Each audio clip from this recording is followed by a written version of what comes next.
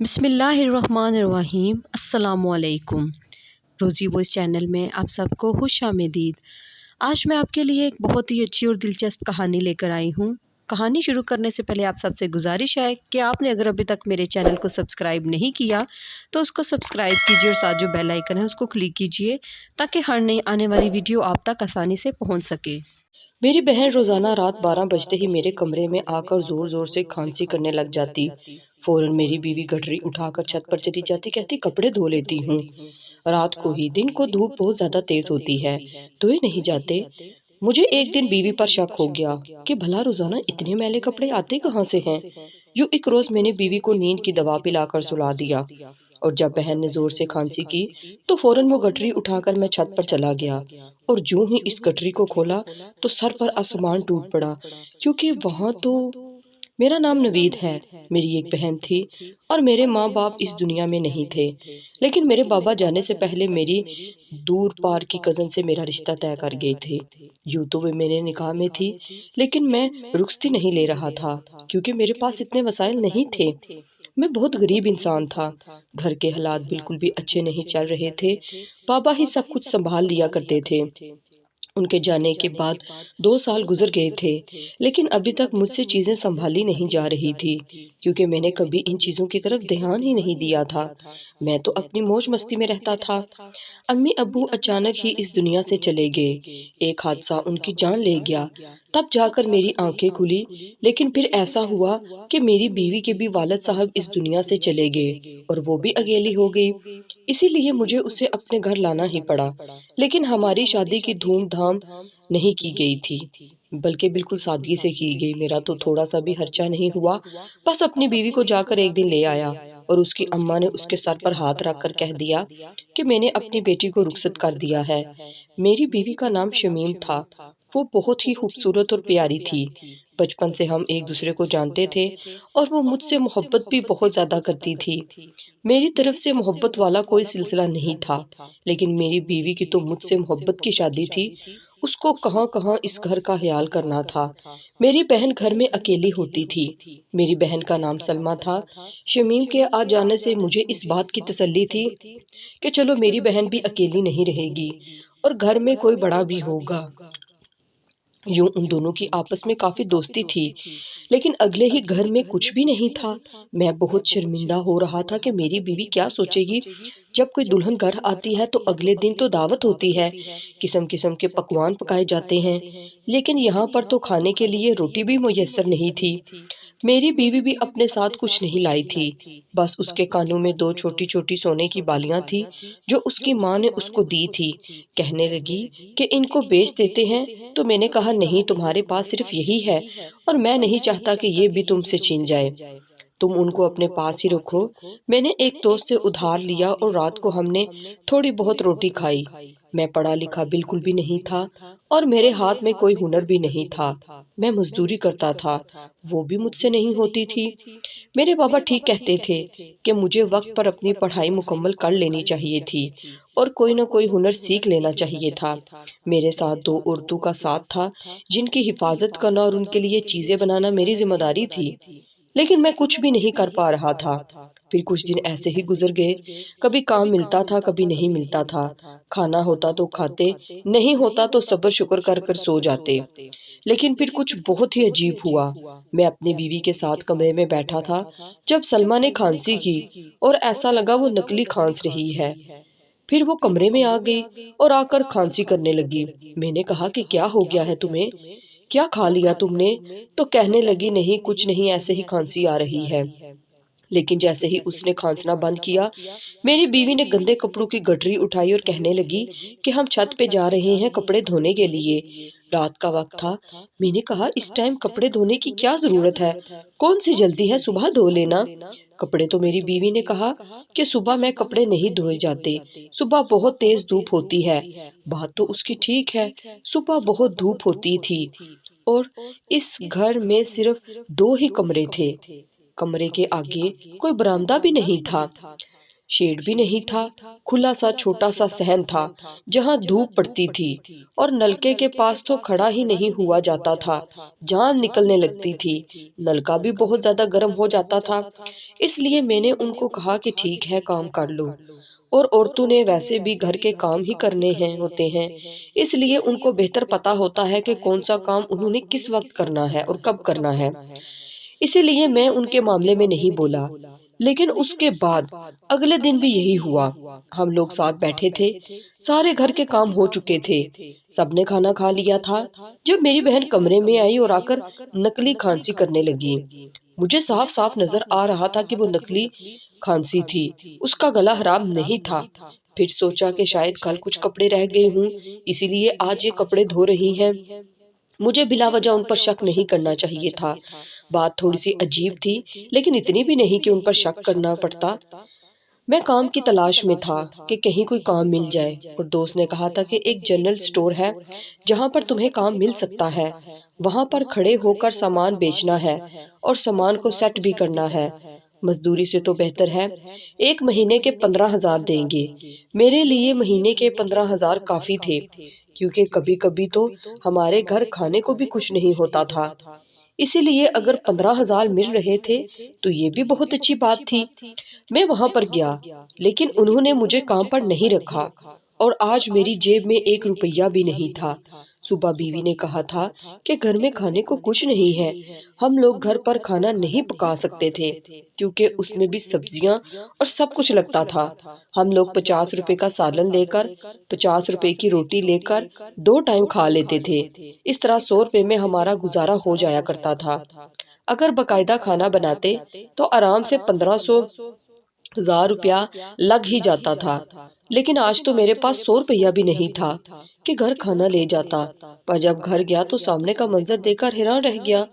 मेरी बीवी खड़ी होकर सालन पका रही थी। वैसे तो वो डाली डेली पका रही थी, लेकिन इस घर में गैस कहाँ से आई? और फिर दाल में डालने के लिए तेल, नमक, सारा कुछ उसने कहाँ से खरीदा? मैंने कहा, ये क्या, तुम लोगों ने ये सब कुछ कहाँ से लिया है?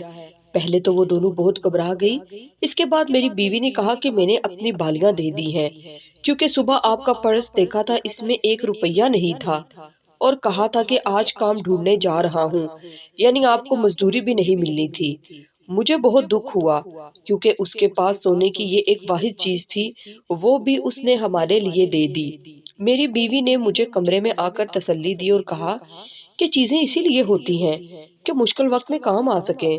हमारा 1 हफ्ता अच्छे से गुजर जाएगा, आप फिक्र नहीं करें। तब तक आपको भी कोई ना कोई काम मिल ही जाएगा, और जब आप काम लग जाएंगे ना, तो फिर आप मुझे सोने की नई बालियां बनवा दीजिएगा।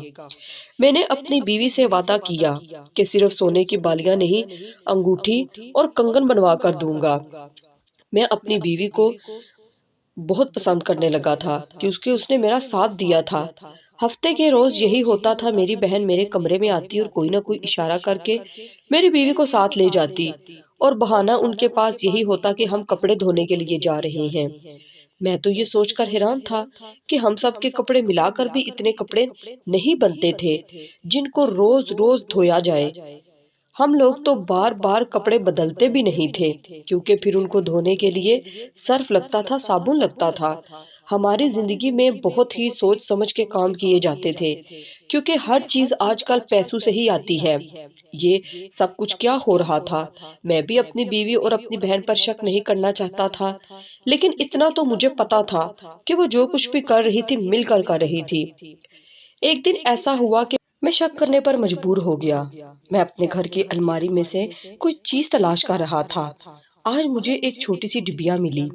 मैंने ये भी पहले कभी नहीं देखी थी। फिर मैंने उसको खोला तो हैरान रह गया। कदमों तले से जमीन निकल गई थी। उसके अंदर मेरी बीवी की सोने की बालियां थी, जो बकौल उसके उसने हफ्ता पहले ही बेच दी थी। लेकिन ये तो इस घर में पड़ी हुई थी। उसने मुझसे झूठ क्यों बोला कि बेचकर सामान लिया है? और अगर उसने सोने की बालियों को बेचा ही नहीं था, तो फिर सामान के पैसे उसके पास कहाँ से आए थे? मैं अपनी बहन को स्कूल में पढ़ा नहीं सकता था, उसको कोई काम करना नहीं आता, और मेरी बीवी का भी यही हाल था, उसके पास भी कोई डिग्री नहीं थी। उन दोनों के पास तो मोबाइल फोन भी नहीं था कि घर बैठकर ही कोई काम कर लेती। मैं खुद भी अनपढ़ था। तो फिर इन लोगों का तो कोई कसूर नहीं होता था कि उन्होंने पढ़ाई नहीं की। फिर ये ऐसा क्या काम कर रही थी कि उनके पास पैसे आए? जब मैंने दोनों को सामने बिठाकर ये बात पूछी तो उन्होंने कहा कि मोहल्ले से उधार लिया था। मैंने बहुत गुस्सा किया और कहा कि उधार तो वापस भी करना होता है।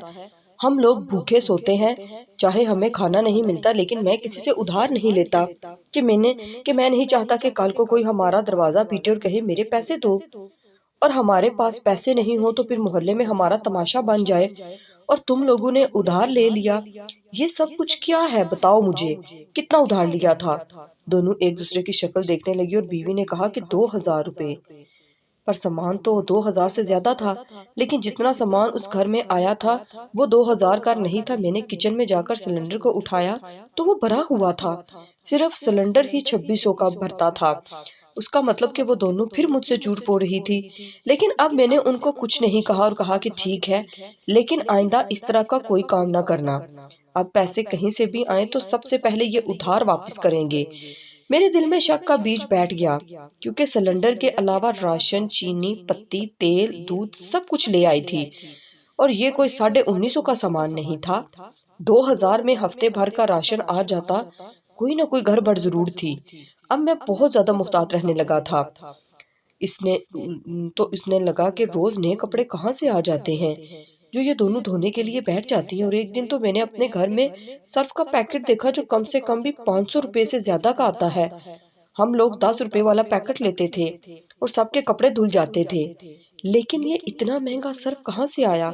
इस बात पर भी खामोश हो गया, क्योंकि मैं उनसे कोई भी बात पूछता तो दोनों झूठ बोलती। वो दोनों एक दूसरे के साथ मिली हुई थी और बात का जवाब देने से पहले एक दूसरे की शक्ल देखती थी, जैसे बाही मशवरा किए बगैर कोई बात ना करेंगी। कोई ना कोई तो गड़बड़ जरूर थी, और अब मैंने सोच लिया था कि मुझे क्या करना है। एक दिन मुझे मेरी बीवी ने कहा कि मेरी तबीयत बहुत ज्यादा खराब है, मुझे चक्कर आ रहे हैं, बहुत कमजोरी हो रही है। मैंने उसे कहा कि डॉक्टर के पास ले जाता हूँ, पर उसका कहना था कि डॉक्टर की फीस कहाँ से आएगी। मैंने उसका हाथ थाम लिया और कहा अल्लाह खैर करेगा, जल्दी ठीक हो जाओगी, थोड़ा आराम कर लो, मेरे साथ ही बैठी रहो। मेरी बहन कमरे में आ गई और फिर से खांसने लगी। तो एकदम से ये मंजर देखकर मैं हैरान रह गया कि मेरी बीवी खड़ी होगी और कहने लगी मैं जरा कपड़े धोऊं। मुझे पता था कि कोई ना कोई गड़बड़ है और ये लोग आपस में कोई खिचड़ी जरूर पका रही हैं। लेकिन मैंने कह दिया कि मेरी तबीयत खराब है और तुम कपड़े धोने के लिए जा रही हो, आराम करो, कपड़े कल धुल जाएंगे। हमने कौन सा किसी शादी में जाना है, इतनी भी कौन सी मजबूरी है। तो मेरी बीवी कहने लगी अगर इंसान बीमार बनकर बैठा रहे तो वो फिर बीमार ही हो जाता है। उठकर कोई काम कर कर लूंगी तो तवज्जो बढ़ जाएगी, तो फिर मुझे तकलीफ नहीं होगी और पता ही नहीं चलेगा कब ठीक हो जाऊंगी। बचपन में भी मैं ऐसा ही करती थी, मेरी अम्मी भी। जब बच्चा बीमार होता है इसे तो वो कहती थी कि बाहर जाकर खेलो, और थोड़ी देर के बाद हम लोग ठीक हो जाते थे। ये सबसे अच्छा तरीका होता है। मैं हैरान था कि अभी तो मेरी बीवी बीमार थी और बहन भी कोई बात नहीं कर रही थी कि मैं खुद कपड़े धो लूंगी, आप रहने दें या आराम करें। वो इंतजार में खड़ी थी कि कब मेरी बीवी उसके साथ जाती। मेरी बीवी ने गठरी उठाई और वो दोनों छत पर चली गई। अब तो मेरा माथा खटक गया था। मुझे इस बात की तह तक जाना था कि आखिर ये सब कुछ क्या हो रहा है, ये दोनों क्या करती फिर रही हैं। अब मुझे पता है मैंने क्या करना है और मैंने प्लान बना लिया था। एक दिन मेरी बहन ने खांसी करने का सिग्नल दिया। ये सिग्नल ही था, वो यही कह रही थी। मैं भी कोई छोटा बच्चा नहीं था, मुझे ये सारी बातें समझ आ रही थी। मैंने इससे पहले ही अपनी बीवी को नींद की दवा पिलाकर सुला दिया था, क्योंकि अगर वो होश में रहती तो मैं कभी भी देख नहीं पाता और छत पर अंधेरा होता था। ये बात हमें भी पता थी, क्योंकि हमारी घर के छत पर बल्ब नहीं था। मेरी बहन सिग्नल देकर चली गई और मेरी बीवी बेहोश थी। इसीलिए मैंने सबसे पहले गठरी की तरफ बढ़ा। फिर मैंने कहा कि पहले खोलकर देखता हूँ, इसके बाद ऊपर चला जाऊंगा। जब खोलकर देखा तो मेरा दिमाग में कोई ऐसी बात नहीं आ रही थी कि न जाने क्या हो गया। लेकिन जब गठरी खोली तो उसके अंदर तो मर्दों के कपड़े थे, गंदे कपड़े, और ये कपड़े मेरे नहीं थे। मेरी बीवी के पास मर्दों के इतने गंदे कपड़े क्यों थे, कहाँ से आए, किसने दिए, क्या करती थी वो कपड़ों के साथ? और इन कपड़ों को धोने के लिए छत पर ले जाया करती थी, लेकिन क्यों? क्यों? इसके बाद एक ही शख्स मुझे सारी बात बता सकता था, और वो थी मेरी बहन। जब मैं छत पर चढ़ने लगा तो मेरी बहन ने कदमों की चाप सुन ली। कहने लगी, भाभी क्या हो गया, इतनी देर कर दी आपने, आज तो काम भी इतना ज्यादा है। मुझे कुछ आवाजें भी आ रही थी। जब मैं सामने आ गया तो वो मुझे देखकर घबरा गई और मैंने उसे देखकर उससे एक बड़े बर्तन में सर्फ डाल रखा था और वो बैठकर कपड़े धो रही थी। छत के ऊपर एक लाइट भी लगी हुई थी और कपड़े धोने का सब सामान भी पड़ा था। वो घबरा गई कि भाई आप यहाँ पर कैसे, भाभी कहाँ हैं? मैंने तो भाभी को बुलाया था। उसको कोई बात आ नहीं रही थी। उसके अल्फाज उसकी जुबान का साथ नहीं दे रहे थे। मैंने सब कुछ बता दिया कि भाभी को मैंने बेहोश कर दिया है और मैं वो गठरी भी खोल कर देख चुका हूँ। उसके अंदर मर्दों के गंदे कपड़े हैं और तुम भी यहाँ बैठकर गंदे कपड़े धो रही हो। क्यों? किसके कपड़े हैं? ये क्यों धो रही हो? तो मेरी बहन की आंखों में आंसू आ गए और उसने कहा कि आपका काम नहीं था और भाभी घर में आई जब से उनको एक दिन में हम ढंग का खाना नहीं खिला सके, वो क्या सोचती होंगी, क्योंकि उनके घर में तो इतने बुरे हालात नहीं थे। फिर भी भाभी ने कहा कि हम लोग पढ़े लिखे नहीं हैं, हमारे पास काफी सारे हुनर हैं, जैसे खाना पकाना, बर्तन धोना, कपड़े साफ करना। ये हुनर औरतों के अंदर ही होते हैं। जब आप सुबह काम पर चले जाते हैं तो हम लोग दोनों दो लोगों के घरों में काम करने चली जाती हैं। मैं खाना पकाती हूँ, भाभी बर्तन और सफाई वगैरह का काम करती हैं और रात को हम मोहल्ले वालों के कपड़े धोते हैं। मगर मोहल्ले वाले ये कपड़े किसी क्लीनर से धुलवाएं तो वो उनसे ज्यादा पैसे लेते हैं, लेकिन हम लोग कम पैसों में कर देती हैं। इसीलिए पूरी रात घर की छत पर कपड़े धोते हैं। फिर जब आप चले जाते हैं तो फिर हम इनको इस्त्री करके लोगों के घरों में देने जाती हैं और इस तरह हम लोगों ने वो पैसे बनाए थे जिनसे घर का सामान ले रहे थे। आपको शायद पता नहीं, पर 2 माह का सामान हमने जमा कर लिया है कि हमारा पूरा महीना अच्छे से गुजर सकता है। मेरी भी आंखें भर आई और मैंने कहा, तुम्हें ये सब नहीं करना चाहिए था। तुम लोग मेहनत कर रही थी, लोगों के घर के काम कर रही थी, तुम लोग नौकरानियां नहीं हो। तुम लोग तो मेरा खानदान हो। मैं ये नहीं चाहता कि मेरी वजह से तुम किसी के घर में नौकरों का काम करो।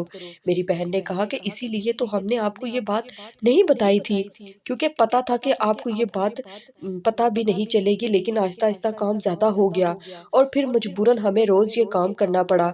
जबकि हमने सोचा था कि हफ्ते में सिर्फ 2 दिन काम करेंगी तो किसी को भी पता नहीं चलेगा, लेकिन फिर काम बढ़ गया और काम करना जरूरी था क्योंकि लोगों से एडवांस ले लिया था।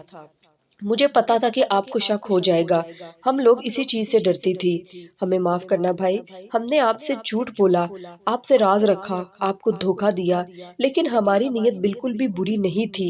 हम भी तो आपके साथ मिलकर काम कर सकती है ना। तो क्या हुआ कि अगर हमारे पास डिग्री नहीं है, हम पढ़े लिखी नहीं हैं, लेकिन हमें ये काम तो करने आते हैं और आजकल तो इन कामों के भी पैसे मिलते हैं। मैंने अपनी बहन के सर पर हाथ रख कर कहा, मुझे माफ कर दो। अपनी बीवी के पास गया तो उसको भी होश आ चुका था। उसे सब कुछ बता दिया। उसकी आंखों में भी आंसू थे। वो भी माफी मांगने लगी, लेकिन मैंने उससे माफी मांगी कि मैंने उस पर शक किया था। हम बहुत बुरे हालात में थे, लेकिन हम एक दूसरे के साथ खड़े थे। मुझे इस बात की खुशी थी कि मेरी बहन और बीवी आपस में बिल्कुल भी लड़ती नहीं थी, बल्कि मिलकर कुछ करने की कोशिश करती रहती थी। उन दोनों के दरमियान बहुत ज्यादा प्यार था। इसके बाद मैंने भी हाथ पैर मारे और किसी से उधार पकड़ा। हमने घर में कपड़े धोने का पूरा सिस्टम लगाया, मशीन ली, बड़े बड़े बर्तन लिए, कपड़ों को इस्त्री करने के लिए जगह बनाई और हमने यही काम शुरू कर दिया। अब मेरी बीवी और बहन मिलकर ये काम करती हैं, लेकिन हमारे हालात अच्छे होने लगे। फिर उन्होंने इस काम को करने के लिए कुछ लोग रख लिए और हमारा नाम पूरे मोहल्ले में हम मशहूर हो गया, क्योंकि जो लोग 150 रुपए में करते थे वो 100 रुपए में करते थे। इसलिए हमारे पास बहुत ज्यादा ऑर्डर आने लगे थे और ओवरऑल हमारा फायदा ज्यादा हो जाता था। अल्लाह के करम से हमारे हालात बेहतर हो गए। हमने अपने घर को भी सेट कर लिया। अल्लाह ने मुझे औलाद भी दी। इस बात की मुझे बहुत ही ज्यादा खुशी हुई कि मेरे अपनों ने मेरा साथ दिया। उन्होंने ये नहीं कहा कि बस खुद ही ले आएगा कमा कर, बल्कि उन्होंने मेरी हिम्मत बढ़ाई और मेरे लिए आसानी करने की कोशिश की। मेरी बीवी कहती है कि जब एक औरत अपने बाप की गुर्बत बर्दाश्त कर सकती है, तो फिर शोहर की गुर्बत गुर्बत बर्दाश्त क्यों नहीं कर सकती। बीवी का मतलब सिर्फ ये नहीं होता कि वो आपके साथ रहे। अच्छी बीवी का मतलब ये भी होता है कि वो आपकी हिम्मत बने और आपके रोजगार में साथ देने की कोशिश करे। उसे जो कुछ भी आता है उसको इस्तेमाल करे। और मेरी बीवी ने भी हार नहीं मानी थी।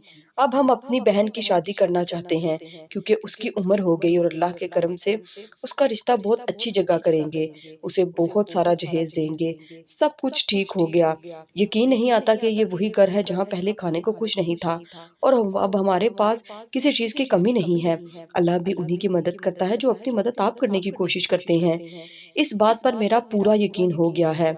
मेरी बीवी और बहन ने अपनी मदद करने की कोशिश की और आज हमारे पास किसी भी चीज़ की कमी नहीं है। अल्लाह ने मुझे प्यारी सी बेटी भी दी है और उसके नसीब से मज़ीद बरकत आ रही है।